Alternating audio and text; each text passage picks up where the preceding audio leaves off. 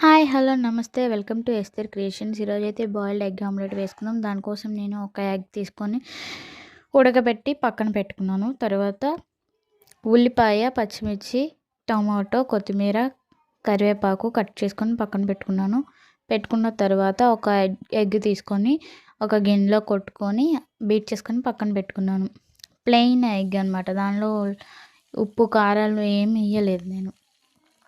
తర్వాత ఇలా మనం పోపు వేసుకునే గిన్నె తీసుకొని, దీంట్లో అయితేనే వస్తుంది కాబట్టి దీన్ని తీసుకున్నాననమాట.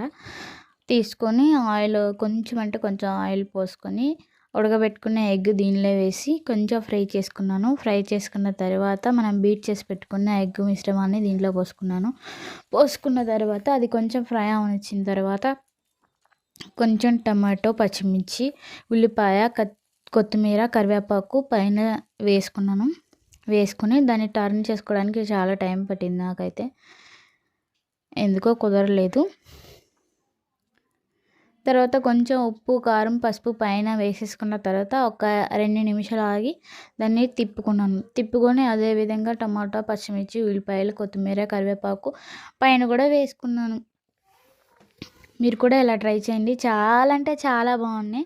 మీరు ఇంకా తినాలనిపిస్తూ ఉంటుంది. నాకైతే నేను ఒక ఎగ్ మాత్రమే వేసుకున్నాను కాబట్టి కొంచెం ఎగ్ బయటకొచ్చింది. మీరు 2 గుడ్లు పగలగొట్టుకొని పోసుకుంటే బయటికి ఎగ్ రాదనమాట.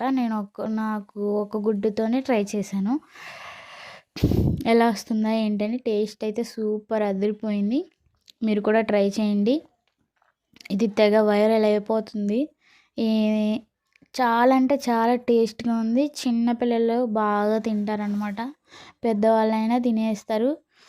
చాలా అంటే చాలా బాగుంది ఆమ్లెట్. దాని లోపల నేను 4 పీసెస్‌గా కట్ చేసుకొని ఎగ్ బజ్జీలాగా దానిపైన కొత్తిమీర, ఉల్లిపాయలు, పైన ఉప్పు, కారం వేసి కొంచెం గార్నిష్ చేసుకొని ఆ ఉల్లిపాయలతో పాటు తింటే సూపర్ ఉంది. Please like, share, subscribe my channel. Bye bye.